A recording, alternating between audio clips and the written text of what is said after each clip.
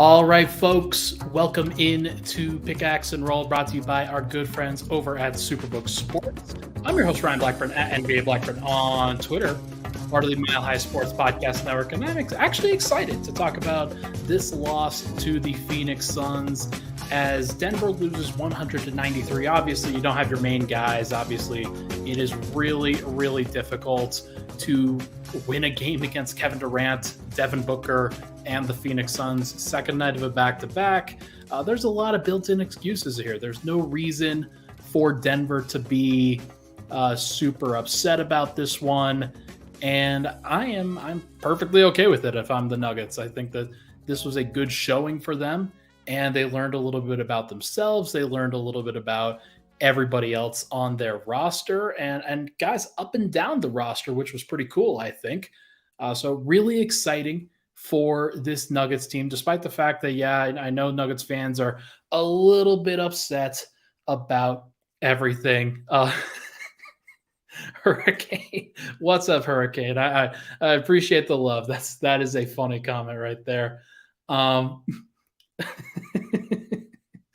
Your guys are gonna have to head to the YouTube live chat in order to see what Hurricane just typed. That absolute fiend in the YouTube comments. I really appreciate all the friendly faces that are in here all the time.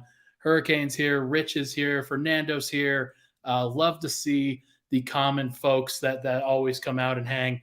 Jovan from Serbia, Belgrade, Serbia. Thanks so much for tuning in, dude. I really appreciate that. Just me tonight. Michael Ferrero has the night off, so bear with me on some of the production stuff. I'm going to do my best, but this Nuggets team, look, it wasn't going to be their best showing. I don't think that anybody was kidding themselves when they saw that Jokić, Murray, MPJ, KCP all showed up as questionable on the second night of a back-to-back. And as it turns out, none of them flew with the team. I tried to, I think, dissuade people from thinking that they would fly out with the team on this particular one because, look, it was game 77 of the season, not necessarily the most important game for Denver. And honestly, there is a tactical advantage here for the Nuggets to not have to face the Phoenix Suns with their A team, not have to be in that position where they have to go get a win. The Suns, they have to build chemistry. There's no doubt about it that they are at their, like, they're trying to find ways to get to their best. And there were definitely times tonight where I thought, man, they look pretty, oh God, Hurricane. Oh, good Lord. There were definitely times where I thought that the Suns looked great tonight. I thought that they had some really great moments, creating offense for each other, playing some good, helpful defense, rotating around. I think Kevin Durant's one of those guys that you forget how tall he is until you have to play against him. And Kevin Durant shot over the Nuggets, over, around, through, just did everything that he needed to do to help get the Suns this particular win. He scored 30 points on 15 shots, and some of them, like, they were tough shots. And we'll get to it. I think there were some good things that Aaron Gordon did. There were some good things that Peyton Watson did off the bench. Really impressive stuff from him. But lots of stuff to, I think, be positive about with this Nuggets team, even though that they had a loss tonight, and it's their second loss in a row where the offense kind of looked hapless at times. But either way, let's get into it now. The starters, I think they did some good things and they did some bad things tonight. I thought that Aaron Gordon's approach when he was getting to the rim was really good. There's no doubt about it that Aaron Gordon is at his best when he is bulldozing his way to the basket, and it's hard to play that way. I think it was nice to see him play that way a little bit more tonight, where he wasn't necessarily, like, he's getting back to that place physically where he can do it a little bit more consistently. And for him to do that tonight, look a little bit more aggressive than he did yesterday, it was nice to see. It's nice to see in a matchup where he's going up against guys that he's probably going to have to face in the playoffs, where he's going to have to go through Kevin Durant at times. He's going to have to make him work on the defensive end. He's going to have to make Devin Booker work on the defensive end. He's going to have to outmatch Josh Okogie or Torrey Craig or guys like that when he gets switched onto them. So he's going to have to be a pivot point for the Nuggets. Now, there are some good things with Aaron Gordon, and there are some bad things. The mid-range pull-ups, I think it was 0 of 7 on the night tonight, and that is not a good sign. He has never been really good with that mid-range pull-up and has it in occasion, but it's a thing that you break out on occasion, and I thought he went to it pretty frequently tonight because, well, he was the first option, and Denver needed somebody to take those shots.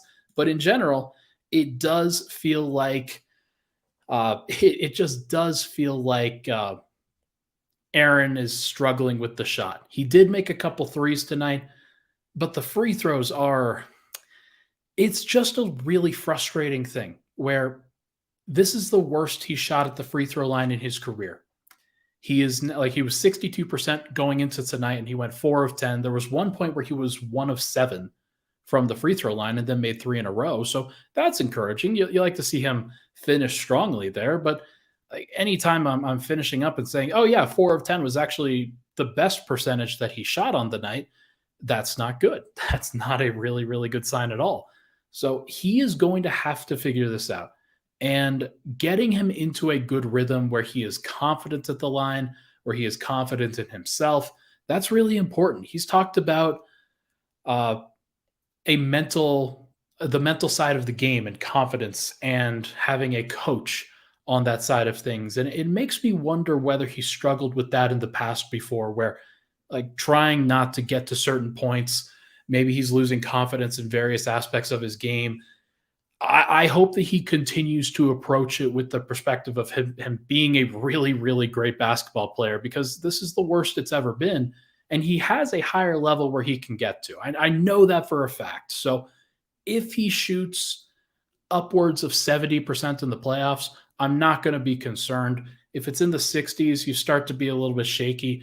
But there are going to be nights where if he does go 4 of 10, or if teams start going hack at Aaron Gordon on the free throw line, then if he gets 15, 16, 17 free throws in a game, if he only makes 8 of them, then that allows other teams to kind of get back into the flow.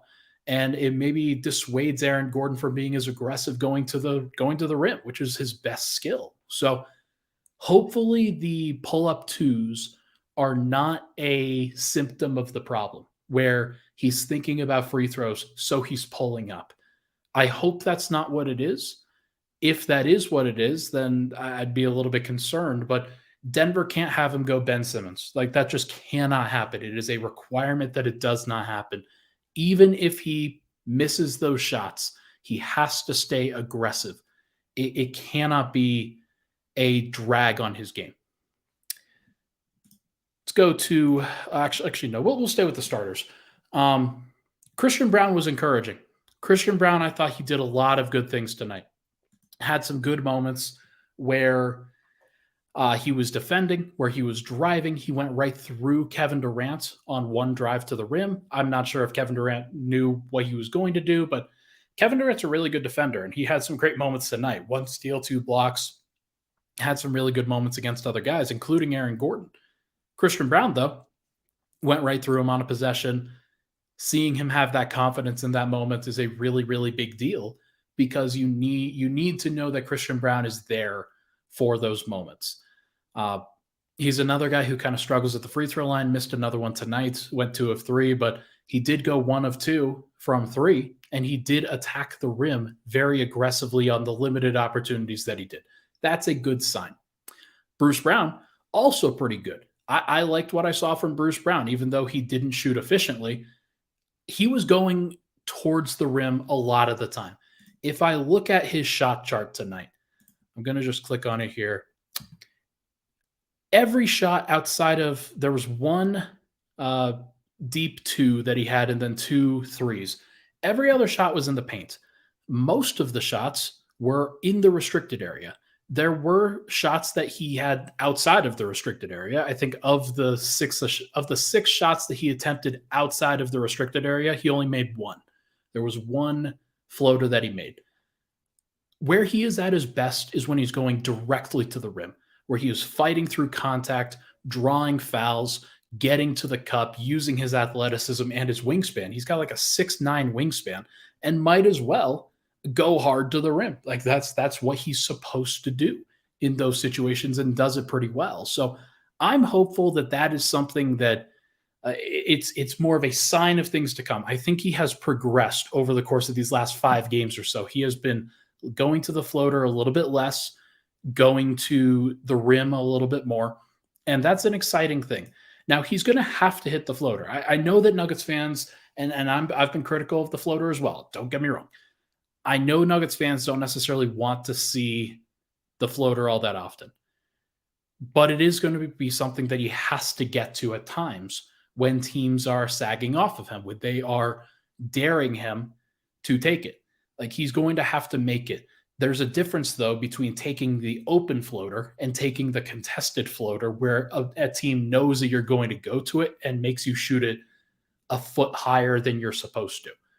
That's going to be something that he's going to have to get through. And he jumps high enough on those that he can get it off. But in my mind, it's not something that you should be hunting for. It should be a last resort shot, not your first read. Like, he's got to be doing a little bit more than that. Reggie Jackson started off this game really well. He did not finish the game really well. Reggie Jackson missed 8 shots tonight, and all 8 of them were three-pointers. 6 of 14 from the field. He was 5 of 5 from 2. Had a couple floaters. Good floater shot. Good stuff from Reggie Jackson. He had a mid-range 2. I think he had a couple drives to the rim. But the 3 is the one that I'm looking at here. The Nuggets shot tonight 6 of 26 from the three-point line.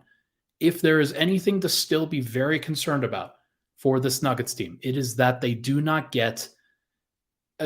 take and make enough good threes. 6 of 26 tonight, 4 of 28 last night. That is 10 of 54, which, if you're keeping score at home, is below 20%. That's not good. Denver's just got to be better than that, and they will be better than that, I do think, but we have seen a lot of regression from this team when they haven't been in good situations where Jokić has created every single shot for them, where he hasn't spoon-fed good looks for the starters. The bench has found ways where they can create some shots, where Murray can create some shots off the dribble, and then they get some shots in transition on occasion. But for the most part, they struggle to create those shots beside them, or by themselves. That's what I'm trying to say. It's late, guys. But I do think that we've seen some regression from Denver's three-point shooting. Porter's got to boost that. Murray's got to boost that. Jokić has to boost that. KCP has to get back to being better, because KCP wasn't great. When you're missing all 4 of your top three-point shooters, though, I can understand why Denver's struggling at the three-point line, especially tonight. But they had some wide open shots, just didn't make them. It is what it is. Reggie Jackson's going to be one of those guys. Like, I thought that he was going to have a nice audition for tonight. As it turns out, that didn't really happen.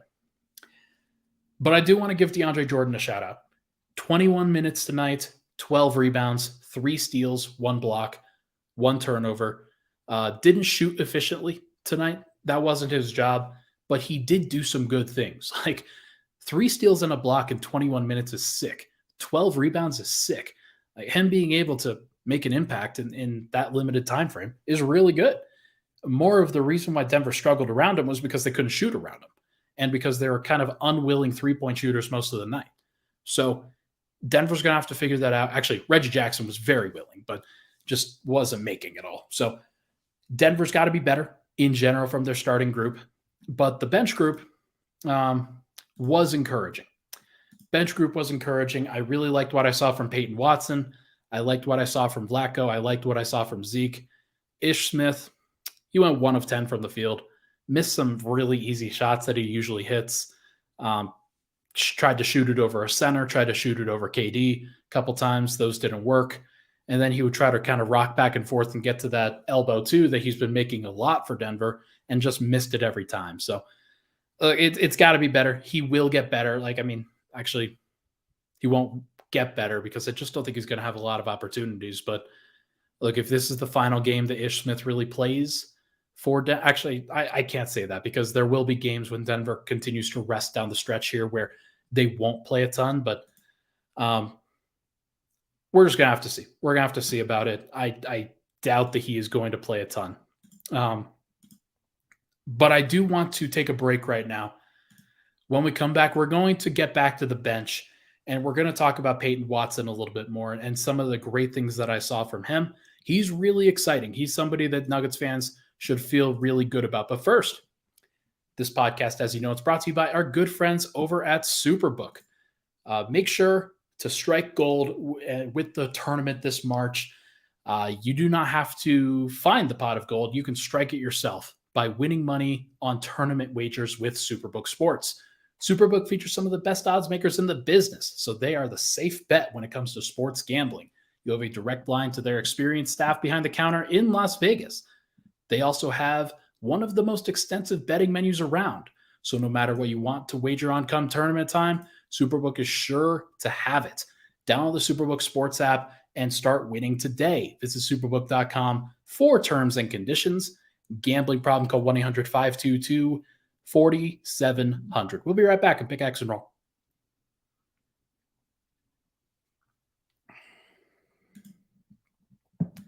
All right, we're back.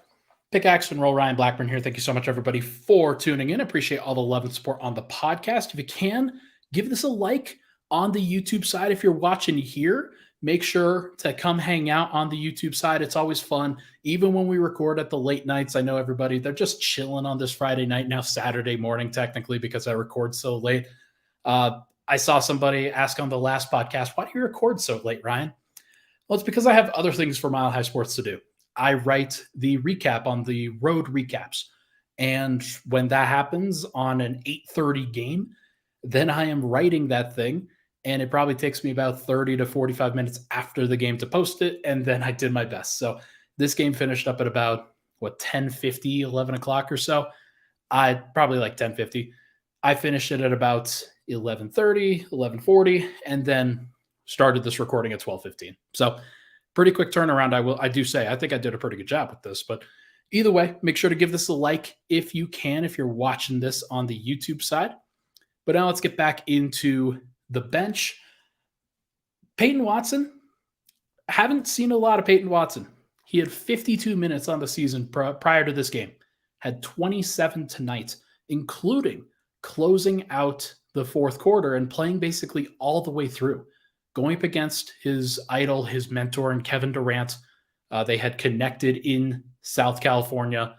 Really impressive stuff from Peyton Watson, not necessarily from an offensive standpoint, although I can see the vision of what they're thinking of from an offensive standpoint. No, I'm thinking of from the defensive standpoint, where I think everybody else is thinking that too, but the way that he moves and the way when he is fully engaged and trying to stop somebody, he's one of those guys that's 6'8". Like I think he said he's about 215 now. I think that's what Calvin Booth said. He's about 215.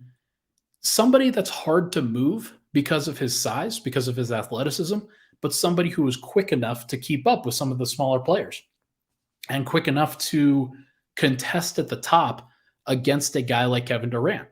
Mirrored him really well, made some good plays. Even if Kevin Durant hit the shots that he hit, he was 11 of 15 tonight and did some crazy things because that's who Kevin Durant is. But Peyton Watson is one of those guys that, like, you never know how much you're missing an archetype of a player until you actually see it. Aaron Gordon has been a little bit slow on the defensive end this year. I think he looks a little bit worn down in general, just having to battle and just be a physical beast on the inside as much as he's been for most of the season. I do think that Peyton Watson looks young and spry and athletic and just kind of in a different phase of his career than Aaron Gordon is. And that's really interesting. That's an interesting thing to think about.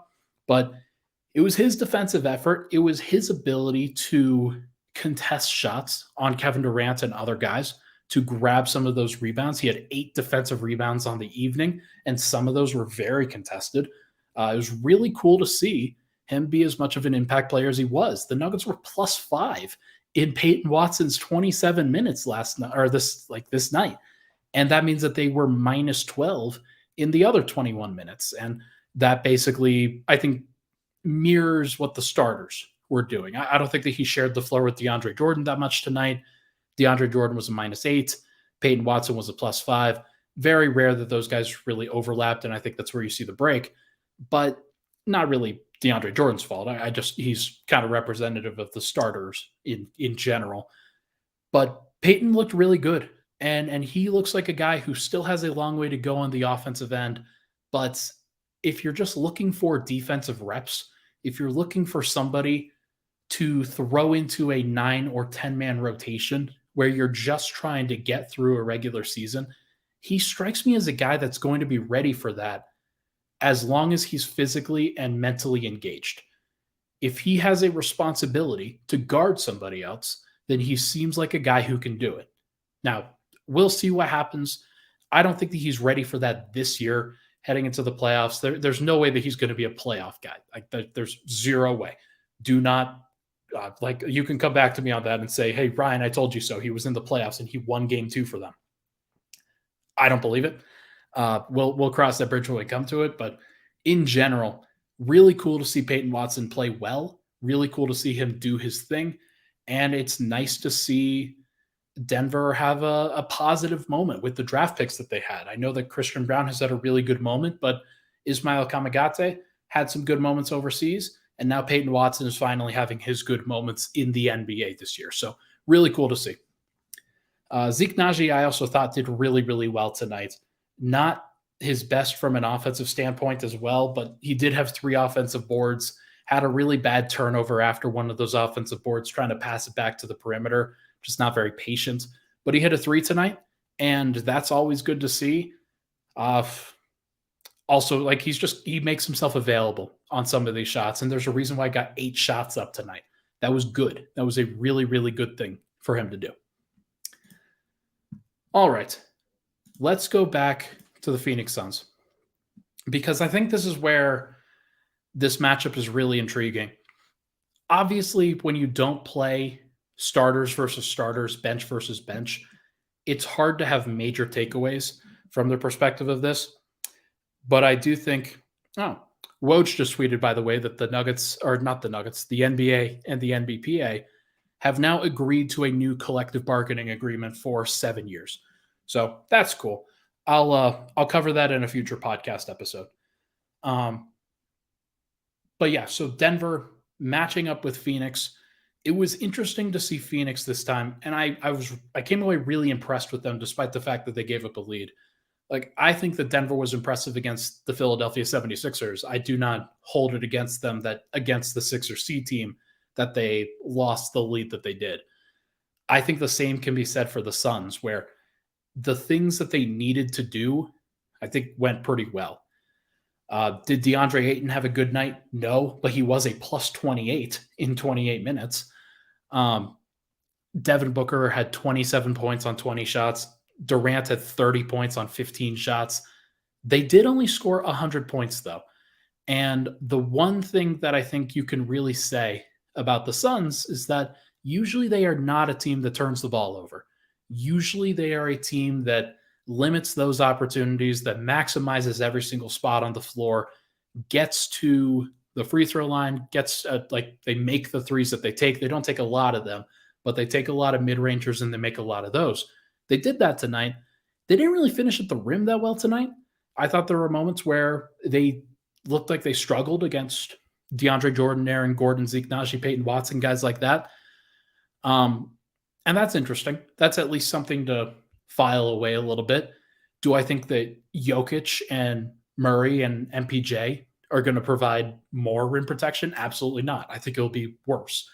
But it is something that if you can prevent DeAndre Ayton from having an elite night, like a lot of times DeAndre Ayton will go 9 of 11 or 10 of 12 or just have this really impressive night from a shooting perspective against Jokić. I think that DeAndre Jordan, Zeke Naji, they did a really good job against him. I think Zeke did a really good job against him in the post. And that's an encouraging sign. So file that away for a potential playoff series. Now, do I think that Ayton will match his minutes with Jokić? Yes. Is there something that Denver can do to affect that? Yes. We will see what happens, but that's at least something to think about. Chris Paul, 2 of 9 from the field, 1 of 4 from 3, 13 assists, 5 turnovers. A good ratio, not a great ratio, not a Chris Paul ratio. Kevin Durant, 2 assists, 3 turnovers. Devin Booker, 6 assists, 4 turnovers. Those guys combined for 12 turnovers as a collective. So that's at least interesting to file away. Denver played with good aggression. They had good length, athleticism, and switchability on the perimeter a lot of the time. Christian Braun made some good plays. Bruce Brown made some good plays. Peyton Watson made some good plays.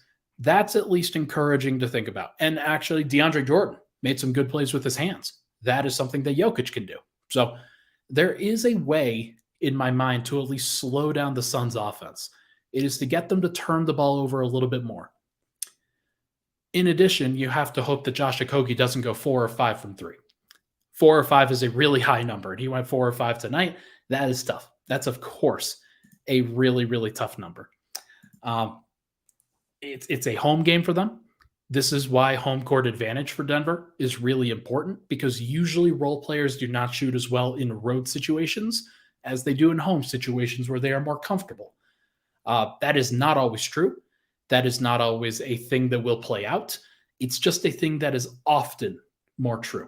So Denver's still going to have to do the requisite work. They're still going to have to make those shots more difficult. They're going to have a crowd that is yelling and screaming and going crazy whenever Josh Okogie gets an open 3.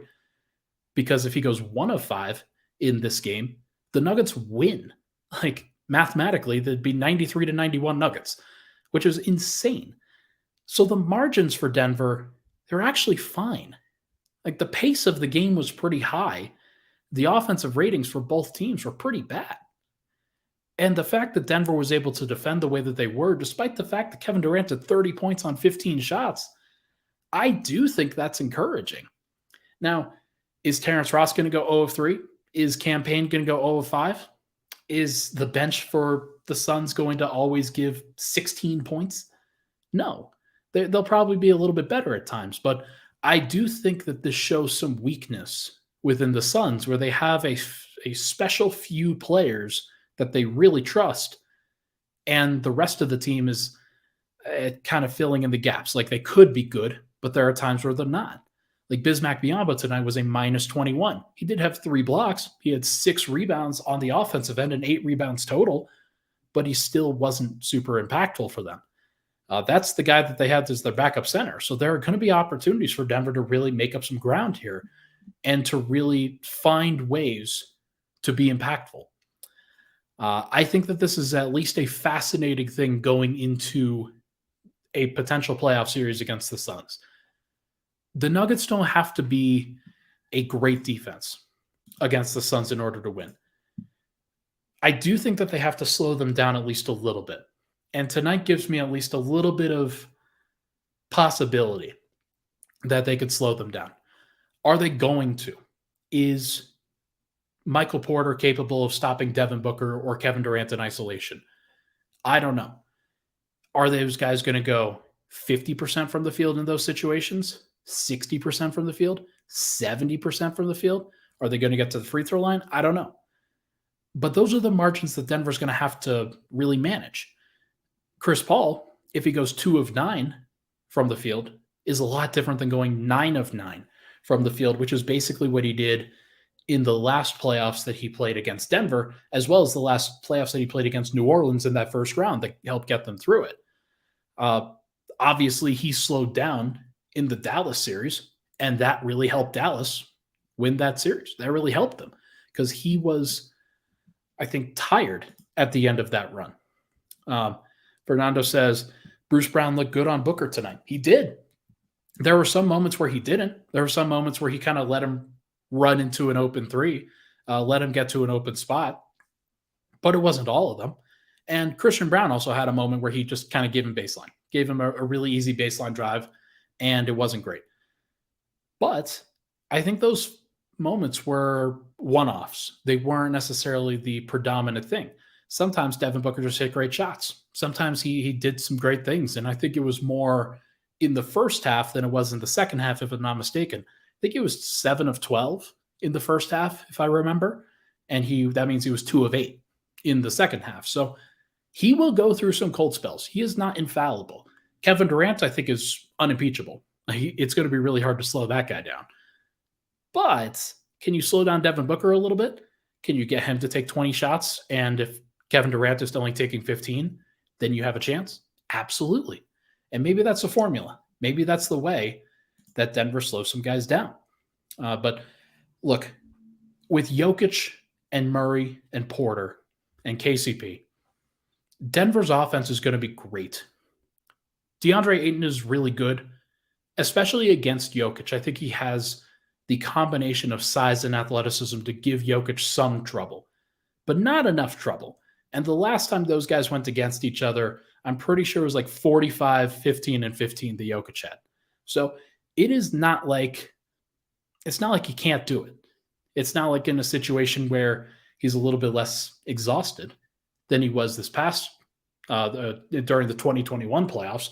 It's not like he can't do those things. You got to hope that he can do them enough to slow down the Suns. Because if the Suns have a 125 offensive rating, it's going to be a little bit different than the offensive rating which they put up tonight, which I think was around 100, if I'm not mistaken. So really cool to see the Nuggets play the way that they played. Really cool to see the Nuggets do what they did. And if KCP and Bruce Brown can figure some stuff out, as Response Curve says here, if they can slow down Devin Booker at least a little bit, then that'll be helpful. Jamal Murray, going to have to step up in that matchup when he goes guard-to-guard screen. Michael Porter, when he goes guard-forward screen and tries to switch him on there, going to have to step up in those situations. But if KCP and Bruce Brown can hold him down, at least in those normal minutes, then the margins are there for Denver to win that series. It's not like they can't do it. If you win your home games, you win the series. If you defend home court, you win. I don't see any reason why Denver can't do that. Now, is it going to be tough? Hell yeah, absolutely. Those guys are crazy good. They are really, really good. But I think the Nuggets are crazy good too. And Nuggets fans, I think, have to remember that one. So, tell you what, let's take one more break. When we come back, we are going to check in on the standings and I think dispel some narratives about the 1 seed and Denver's actual margins there. We'll be right back.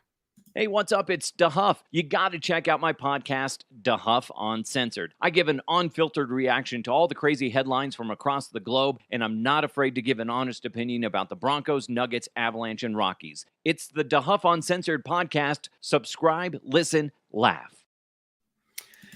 Yeah, DeHuff is definitely one of those guys that is unafraid to give his opinions. His podcast is weird and fun and hilarious. So if you are looking for a podcast to go check out, make sure to go check out DeHuff Uncensored. He's an interesting guy. All right, final segment here. Let's do this thing. The standings that matter for the rest of the season are these.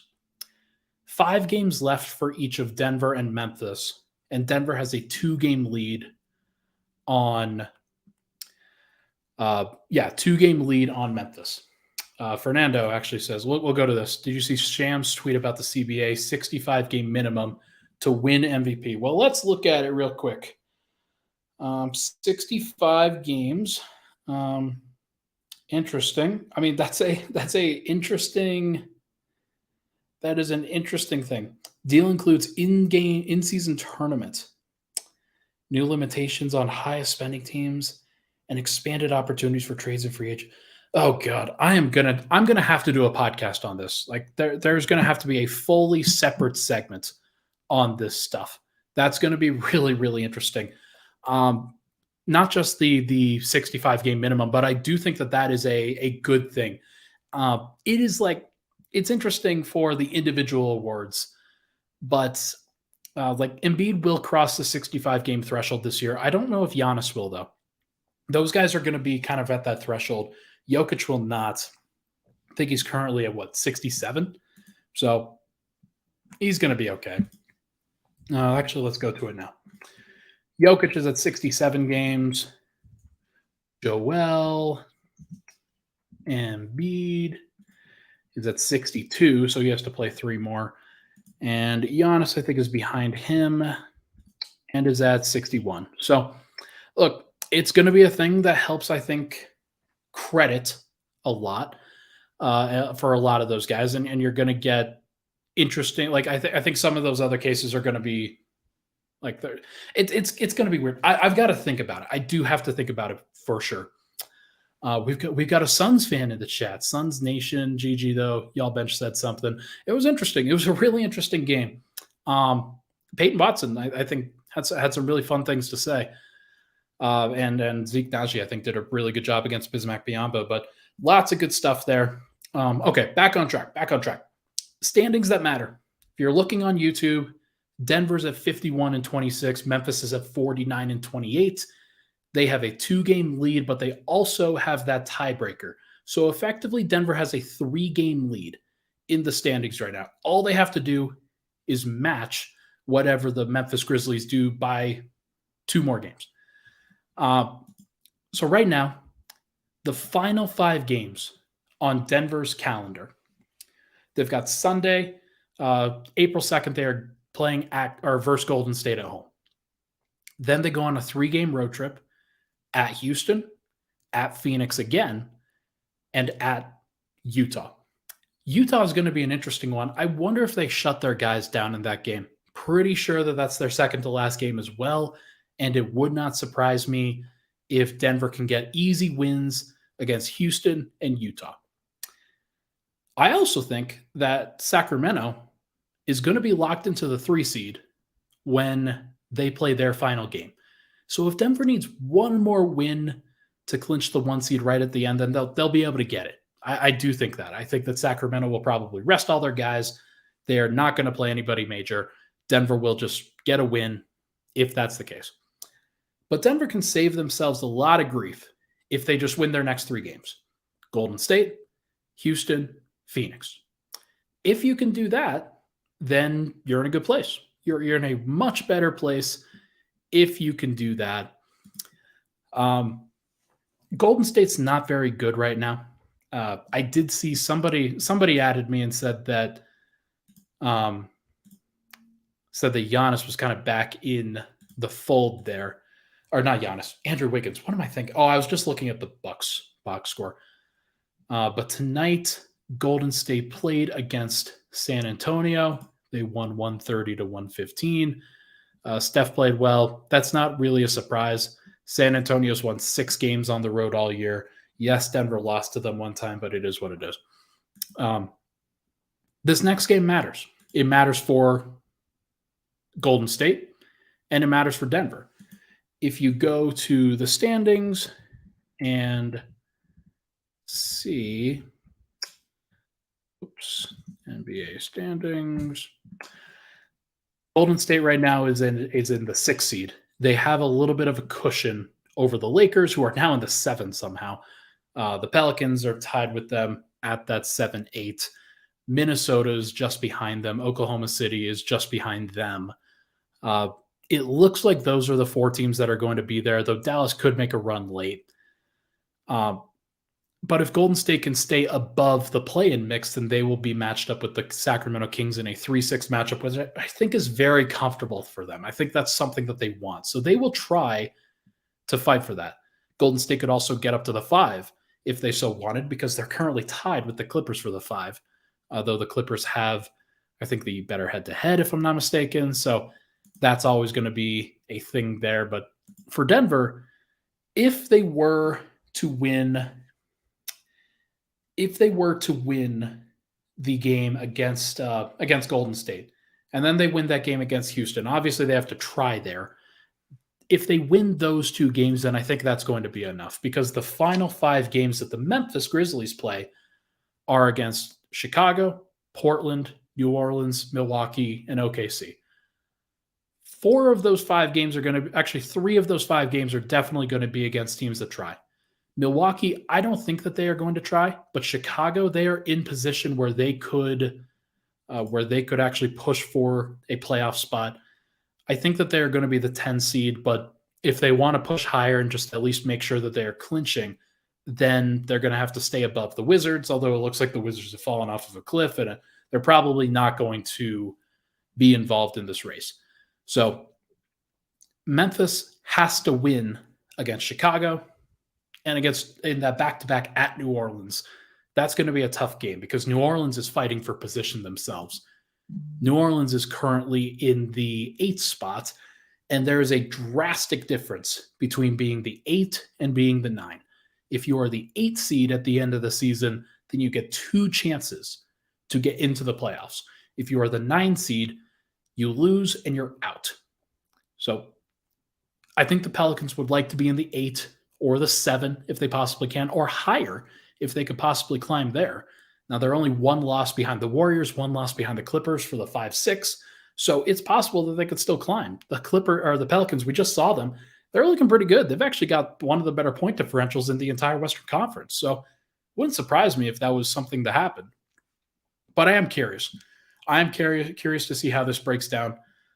All of this to say, I think that Denver is okay on this 1 seed battle. I think that they are going to be okay in as long as Memphis loses at least 1 more game. And I think that Memphis is going to lose 2 more games. I do not think that they're going to win that final game against OKC, because OKC is going to, they're going to be fighting for that final play-in spot all the way until the end of the season, if I'm not mistaken. So if that's the case, Memphis is probably going to rest in that particular game. It's a road game. They're going on a 3-game road trip to end the year. That's a tough place to be. I think that Denver is going to be just fine for this 1 seed, but they just have to go 3-2 anyway. So if Denver wins versus Golden State at Houston, and maybe they get some revenge at Phoenix, I mean, that would be cool. Bring Jokić back in there, bring Murray, Porter, KCP back in there, see if you can get a win against Phoenix when you're at full strength, when they're at full strength. That would be cool. Do they have to do that? No. They could probably wait. If they get the Golden State and the Houston wins, they probably don't have to show up to Phoenix at all. They could just get those 2 wins and then win the Utah game the next time. So they can do it. And they don't really have to go too stressful either. I think that in general, the Nuggets are going to be just fine. I think that there's a lot of angst about Jamal Murray. There's a lot of angst about the Nuggets in general, but I think that the predicted records for Denver, they're going to be at 54-28. Memphis is probably at 52-30. I have each of the teams being 3-2 the rest of the way. If Denver has to go higher, then they probably will. If Memphis goes 4-1, then maybe Denver goes 4-1 themselves to try to keep them at arm's length. But look, now that they've lost these 2 games, I do think that they have to really be looking at the standings and trying hard just to guarantee that they will be fine.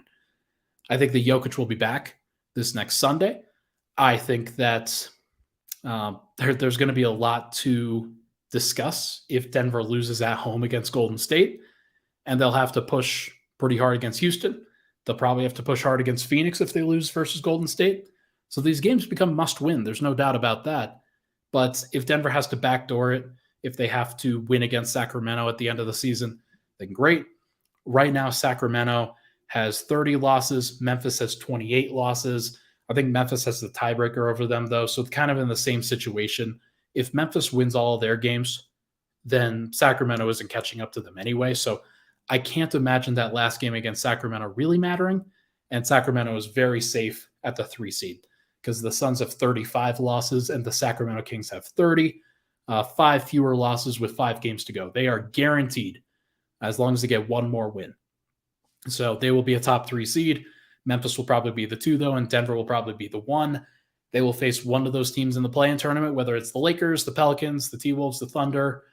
Maybe it's the Warriors or the Clippers if they drop, but I don't expect them to. Should be interesting, guys. I really do think that this race is going to be fascinating, but I'm not worried about Denver specifically. I think that they are going to be just fine, and I think that the Nuggets are playing this right. I think that they are going to be okay. So cue that outro music myself. Folks, that is going to do it for this episode of Pickaxe and Roll, brought to you by our good friends over at Superbook Sports.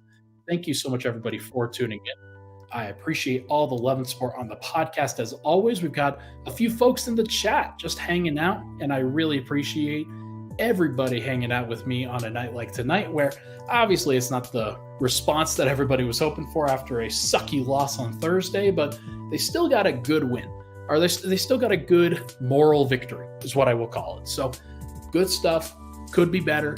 Hopefully they come out with a better performance on Sunday. Should be fun. Everybody, thank you so much, everybody, for tuning in. Hit that like button on the way out. We'll talk to you guys on Sunday for Weekends with Swipa before the Warriors game. Thanks.